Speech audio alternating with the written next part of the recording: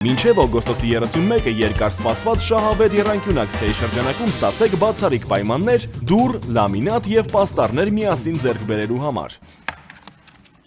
Սիրելի հայրենակիցներ, հարգելի գործընկերներ, նախ ցանկանում եմ երախտագիտությունս հայտնել Ուժեղ Հայաստան խմբակցությանը, Ուժեղ Հայաստան կուսակցությունների դաշինքին իմ թեկնածությունը առաջադրելու համար, ինչպես նաև ցանկանում եմ երախտագիտությունս հայտնել Հայաստան խմբակցությանը աջակցության համար։ Եվ այստեղ շատ հստակ է, եւ կարծում եմ մեր հայրենակիցների համար էլ առավել քան հստակ է, որ Ուժեղ Հայաստան կուսակցությունների դաշինքը եւ Հայաստան դաշինքը տարբեր ուժեր են։ Կարծում եմ նաև այդքան շատ ինձ հնչեցված հարցադրումները մեկ քաղաքական թիմում լինելու, այնուհետև այլ քաղաքական թիմում լինելու հենց դրա հաստական տվյալներ։ Բայց մի հետաքրքիր հանգամանք նշեմ։ Այո, ես տեսնում եմ, որ քաղաքացիական պայմանագիր կուսակցության, խմբակցության կազմում կան անձինք, որոնք եւս այլ քաղաքական թիմում ընդգրկված եղել են։ Մի ռետորական հարց հնչեցնեմ, իսկ ձեր նախորդ քաղաքական թիմից ձեր մասին դրական դիրքորոշում կներկայացնեն, թե ոչ։ Օրինակ, որ խոսվում էր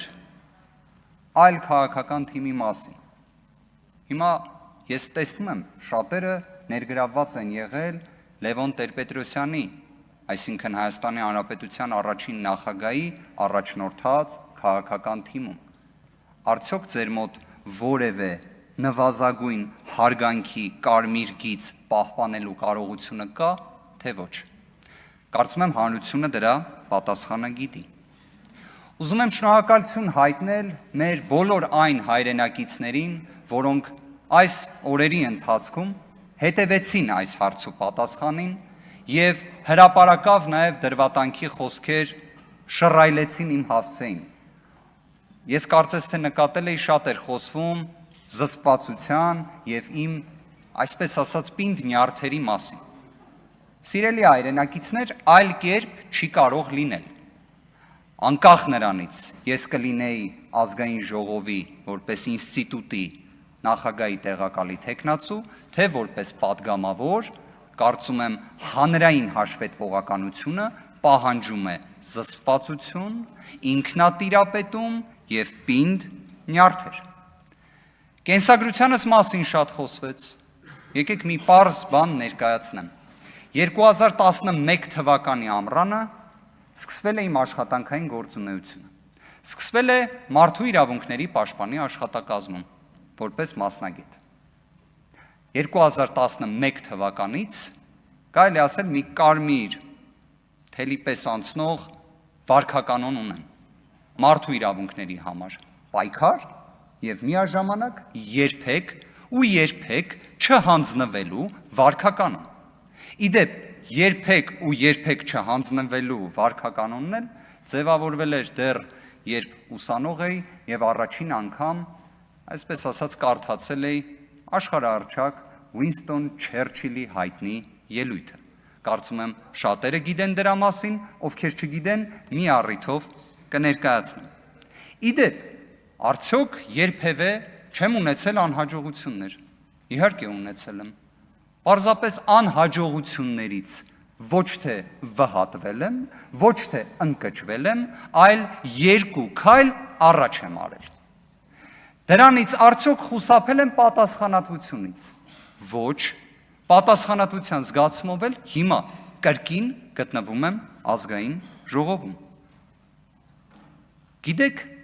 խոսվեց, որ ես հնչեցված հարցերին ուղիղ պատասխան չեմ տվել։ Գիտեք, երևի թե մեր հայրենակիցները դրա գնահատականը կտան։ Եղել են հարցեր, որոնց վերաբերյալ տվել եմ իմ պատկերացրած պատասխանը։ Եղել են հարցեր, որոնց վերաբերյալ տվել եմ ուղիղ պատասխաններ։ Ես կարծես թե նաև նկատել էի, որ շատ էին կրկնվող հարցերը։ Ներողություն եմ խնդրում, բայց կային նաև պրիմիտիվ բնույթի հարցեր։ Կային նաև եւ, այսինքն եւ կրկնվող, եւ պրիմիտիվ։ Հիմա դրանց վերաբերյալ իմ պատասխանները ինչպիսին էին, կրկին, թող մեր հայրենակիցները հետագայում գնահատեն։ Այսպես կոչված որոշ բացասական նեգատիվ ելույթների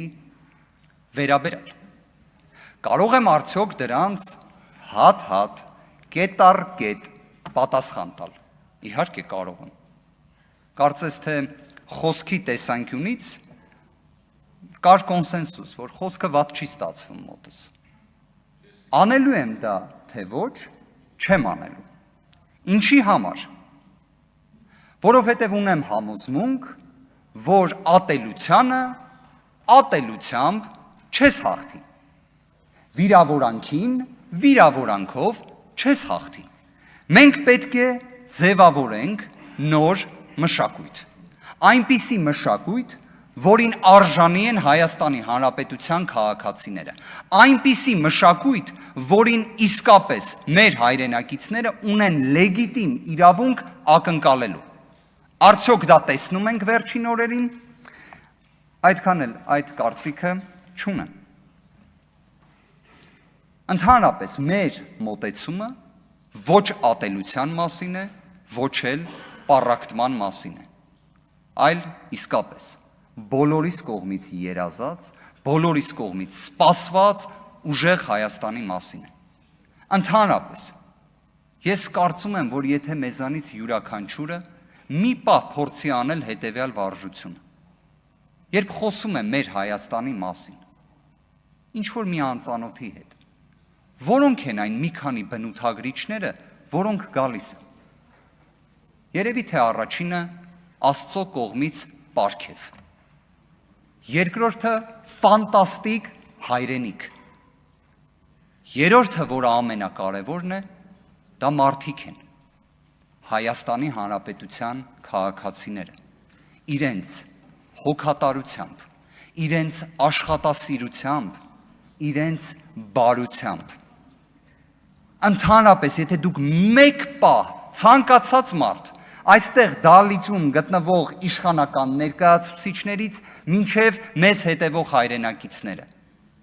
հայ մարդուն, Հայաստանի Հանրապետության քաղաքացուն ամենալավ բնութագրող գիծը, մեկը դա բարությունն է, երկրորդը աշխատասիրությունը։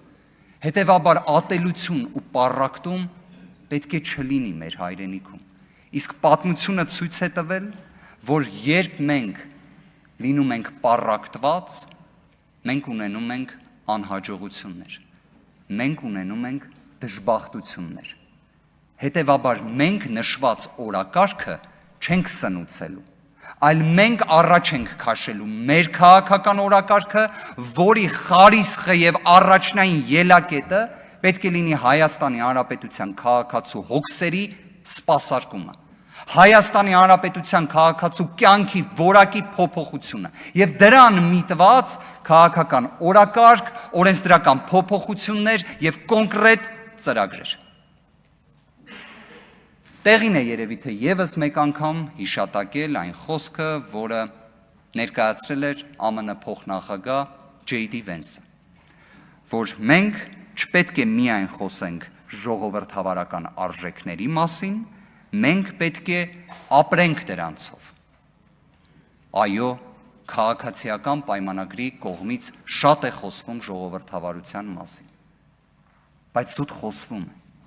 իրական կյանքը դրա մասին չէ։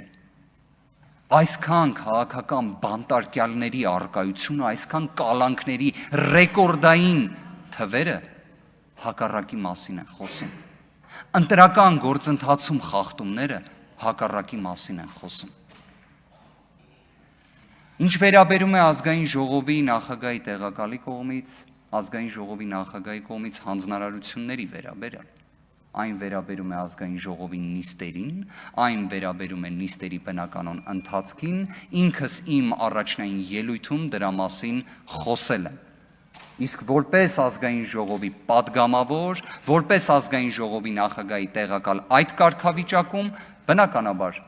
հանձնարարություններ չեն տրվում, իսկ միակ օրակարգը հանձնարարության տեսանկյունից, որը պատկերացնում եմ, դա ուժեղ Հայաստան խմբակցության որոշումներն են։ Գիտեք, շատ կարճ ուզում եմ նաև ասել, արդյոք ինձ վստահել են մեր հայրենակիցներից ապահովված մարդիկ, կամ ինչպես դուք եք ասում, հարուստ հայրենակիցներ, այո, վստահել են, հիմա դա լավ է թե վատ, եթե ներողություն եմ խնդրում 30 վայրկյան ավել ներկայացնեմ, եթե փաստաբանը լավն է, պետք է լավ վարձատրվի, եթե վատն է, պետք է չվարձատրվի, հիմա մի հատ այս ռեբուսը երևի թե խնդրեմ դուք էլ պատկերացնեք, այո, Հայաստանի Հանրապետությունը հիմա ունի լրջագույն մարտահրավերներ, սկսած Հայաստանի Հանրապետությունում օկուպացիայի, մինչև սոցիալ-տնտեսական խնդիրների, հետևաբար դրանք են առաջնային, եւ դրա ուղղությամբ լուծումներն են առաջնային, ամփոփելով խոսքս, մեկ պարբերություն եմ ուզում մեջ բերել, դեռևս 18-րդ դարում կազմված Շահ Ամիրյանների որոգայթ փառած իրավական ֆունդամենտալ փաստաթղթից,